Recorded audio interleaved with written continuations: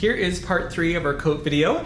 If you found yourself jumping ahead and need to go back to part 1, you can find the link here. If you're looking for part 2, you can find it here. All of the timestamps are in the description. Enjoy. So we're going to avoid a lot of hand sewing that isn't necessary. But before we can do the shoulder, we will go in and sew at the collar, securing the facing in place. Let's do that first. So we're going to stitch with about a 3/8 of an inch, or maybe even less than that. It's really just to secure it in place. We don't want to get too close to our original stitching. So now that we've stitched the facing at the neck edge, we're going to roll the facing, as I showed before, around to the inside of the jacket. So right now we're looking at the shoulder seam, and we're looking at kind of where the shoulder meets the collar. And I'm just going to match that seam on the facing with the seam of the shoulder. And I'm going to stitch just through the seam allowance of the shoulder. I don't want to go into the actual body of the jacket. I'm going to place a pin, and then I'm going to do that on the other shoulder seam as well. And place a pin. And then I'm going to do a bar tack. So that's essentially just kind of like a few back stitches to secure that in place. Get my work under the machine here, making sure that I'm just stitching through those 2 layers of the shoulder seam and the facing. So you could do like a bunch of zigzag stitches. I'm just going to do a bunch of back stitches. Then I'm going to do exactly the same thing on the other shoulder seam. Again, making sure that I'm just stitching through those 2 layers. And what that has done now, it has secured the facing so it can't flip out to the outside of the jacket. I'm going to repeat that step for the other side, and then we can move on. So we have our facing tacked at the collar and at the shoulder seam. We're about an hour and 35 minutes into sewing. So we've accomplished a lot. It's very much looking like a coat. We are now at the stage to sew our sleeves to the jacket. Now we're going to be sewing the sleeve on first, and then we're going to do the underseam and the side seam of the jacket. So I'm actually going to, at the sewing machine, overlock that top edge of the sleeve, and then we can start pinning it to the jacket. We're going to be matching up the back notch and the front notch to the notches marked on the coat, and then I'll show you how to stitch that. All right, so we've finished the top edge of our sleeve. We've pinned at all the matching points at the front sleeve, the shoulder seam, and the back sleeve. There is another notch that indicates on the body where the armhole starts. So we're actually going to be starting to sew from that point. You'll notice the sleeve actually goes past that, because that allows for the seam allowance for the underarm on the sleeve. So we're going to stitch from that point, that notch. I've got my machine set to a straight stitch. I'm going to do a back stitch to secure. Now this method is much easier than doing a set-in sleeve once the underarm of the sleeve is stitched. I think it would actually be really difficult to do that with this shape of armhole. It's a really dropped armhole, so it would be really hard to get into that point where the underarm starts on the side seam. So the sleeve is still slightly larger than the opening, so we're kind of like putting a little bit of tension on the armhole and just kind of easing in the sleeve. Because it's a dropped armhole, it's not quite as much ease as there normally would be. So it is pretty easy to do this without basting. We want to make sure our seam at the shoulder is flat as we stitch over it. Now, as we approach the other end of the sleeve, we're going to have that same issue where we're only going to stitch to the armhole notch, which we have here. So we're just going to stitch to that point, and the sleeve will actually go past that by the length of 1 seam allowance. Stitch secures it in place. I'm going to repeat the process for the other sleeve, and then I'll show you how to do the side seam and the underarm. So we have both sleeves on, again starting to look more like a beautiful, luxurious fall-winter coat. We're ready to do the side seam, so we're going to turn our coat inside out. So I've got the left side actually, side seam. And I've got to make sure that all my stripes are matching, but if you're doing a solid, just make sure that the side seam notch is matching. So we can't do the underarm all in one go. We're basically going to just be able to sew from the hem to the underarm. So I'm going to get both of these side seams pinned, and then I will meet you at the sewing machine. So I'm going to start stitching from the hem. So this is our side seam. I'm getting these really obvious brown stripes on my fabric lined up. Now as we get to the underarm, we want to make sure that we're not catching the seam allowances of the sleeve. So I'm actually just going to fold those back.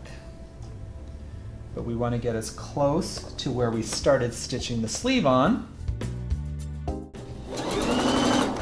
So I can see on my jacket where that stitching starts, so I'm going to stitch right to that point and then do a back stitch. I'm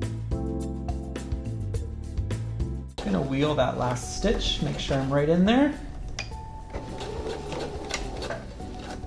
Just show you what that looks like, although it'll be hard to see, but basically we have sewn to this point. That's where the sleeve is stitched on, and that is our side seam.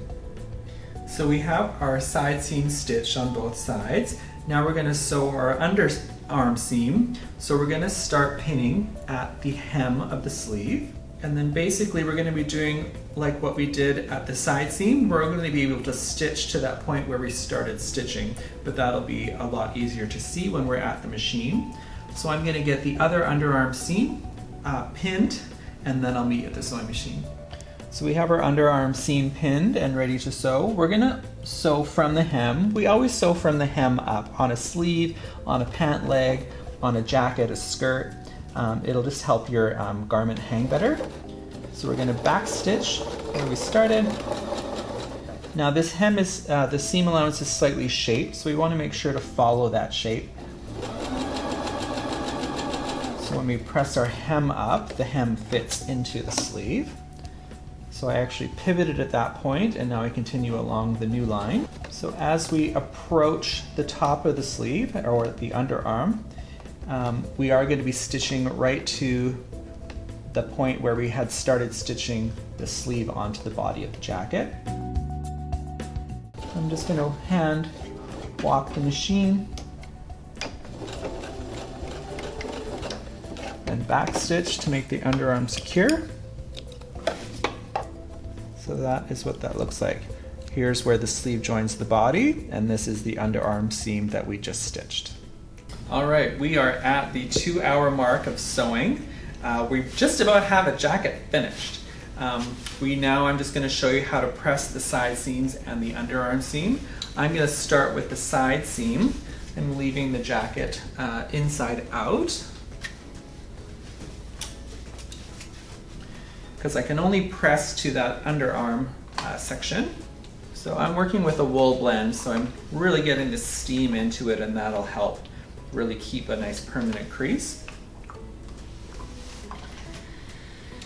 I will repeat for the other side seam, but just for the point of the video. Now I'm going to leave the jacket still inside out. And maybe you have a seam roll at home that you can press with, but I'm just, the sleeve is large enough I can actually fit my iron on to press the seam without pressing anything else. So I'm just pressing the hem first, because Remember that was kind of a bit of an angle.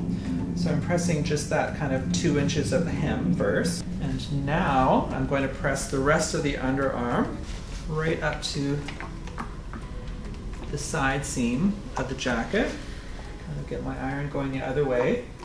Again, kind of not pressing into the hem, but just to that point.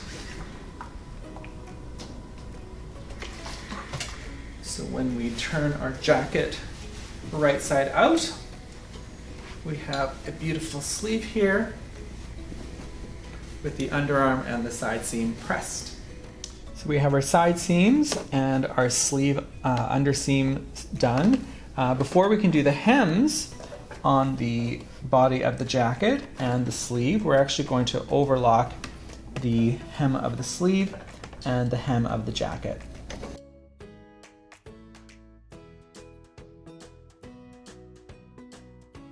So we want to make sure that our seam allowance on our underarm seam of the jacket is nice and flat. Just going to overlap by a few stitches to make it nice and secure. So we finished doing the overlock on the sleeve, and we've done it for the whole hem of the jacket as well. I'm going to use a ruler and a piece of chalk to mark the 2 1/4 inch hem. You can use a seam gauge, a ruler, whatever you want to do. I'm just going to make a nice mark in the chalk. Make sure you're using, if you are using a marker, that it's something that comes out of your fabric. I'm going to continue marking my hem. So I've marked my hem on both of my sleeves and on the hem of the jacket. Before I can actually pin the hem in place at the facing, I need to wrap the facing to the front of the jacket because we're going to be stitching the facing down first. So I'm just going to pin the facing in place, and then we will stitch that, and then we can turn the facing back to the to the right side and pin up the hem. So we're going to stitch our facing down to the jacket. We're going to be using a seam allowance 5/8 of an inch from the lower edge of the facing. So I'm going to line up that edge with the 5/8 mark on my sewing machine. I have my hem allowance marked, so I'm going to aim for that mark, and then when I get to the end of the facing, I'm going to do a back stitch. I'm going to take the work from the machine, and then I'm going to trim a bit of this bulk out. Then I will be rolling the facing to the inside of the jacket.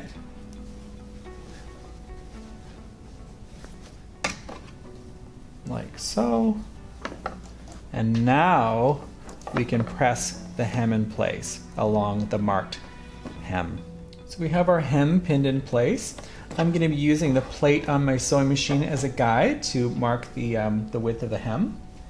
I'm going to start, a little bit in from that edge, and I'm not going to back stitch this time. We're going to be tying off the threads for a really neat look. So I'm going to start stitching. Again, lining up the hemmed edge with the plate on my sewing machine. I want to make sure that all my seam allowances are very flat as I stitch over the side seams. So because we've been stitching from the inside of the jacket, when we finish our hem, we're actually going to pull the thread through to the top of our stitching. So once we have the bobbin and the needle thread together, we can tie them together with a tidy knot. I'm going to do that where I started stitching as well. Once I have a nice secure knot, I'm just going to trim close to the knot. And that gives a really beautiful finish on the face. So we're at about 2 hours and 20 minutes of sewing. We have our hems stitched in place. I'm going to do some pressing at the ironing board here. So the thing we need to press is our hem, because we've only pinned it in place so far. I also need to press that whole front opening and around the collar. Now we want to make sure when we're pressing that the all of the seam is to the inside of the jacket, so we just have a nice kind of rolled edge down the front of the jacket and at the collar. And because we've done the understitching, it naturally wants to roll to the inside anyway, so that should be easy to press. And once all of this pressing is done, there is one more thing we need to do, of course, and that is the belt. So I'm going to be taking my belt pieces to the machine, and I will see you there. So our belt is in 2 pieces, so we need to stitch the 2 pieces together to make a nice long belt. So I'm going to press that seam open, and then I will show you the next step. So I've pressed the center seam of the belt. Now I'm ready to stitch the belt closed. So I'm actually going to fold the belt right sides together. For me, it's really obvious. This nice fuzzy side is the right side. You might want to pin this in place. I've got the plaid to kind of indicate the matching. So I'm just going to start sewing from the folded edge here. So it's probably the easiest part of the coat. One little trick I'm going to show you is stitch almost to the 5/8 point, leave your needle in, pivot on the 45-degree angle, pivot again to the 5/8 of an inch seam allowance. When you turn that inside out, you'll get a nice sharp corner that way. One thing that we're going to need to do in order to turn the belt inside out is we're going to leave an opening.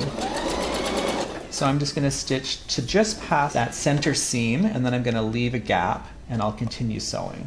So I'm just getting to that center seam. I want to make sure the seams are nice and flat as they stitch. I'm going to leave a decent gap, maybe about 6 inches or so, to turn the belt inside out.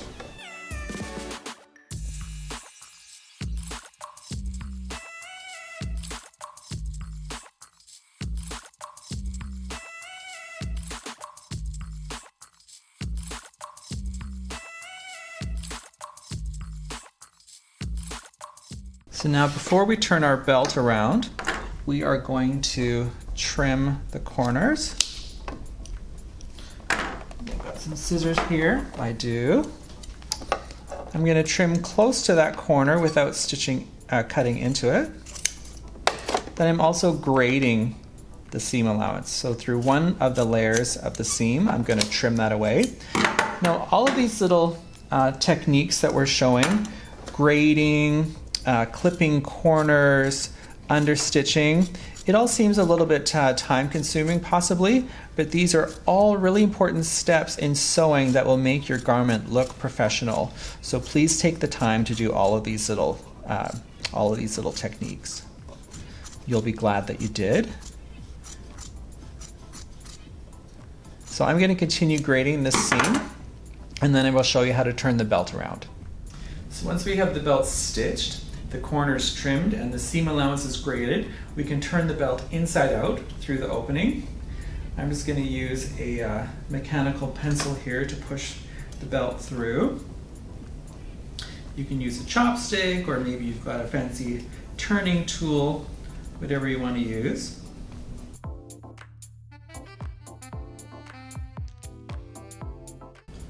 So we want to make sure that we roll all of the corners out nice and sharp.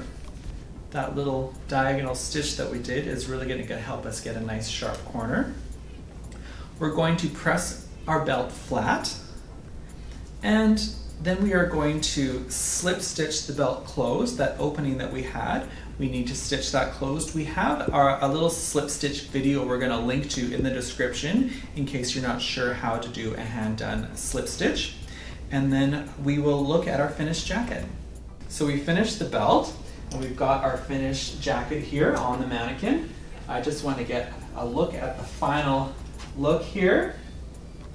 Tie the belt. I think she looks quite dashing. I'm really happy with the silhouette. I'm really happy with the pattern and the fabric.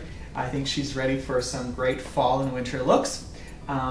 We've actually, there was an optional button on the inside that we've ignored. I just like the nice clean finish of this. If you're enjoying our content, please like this video and continue to follow us on Facebook and Instagram.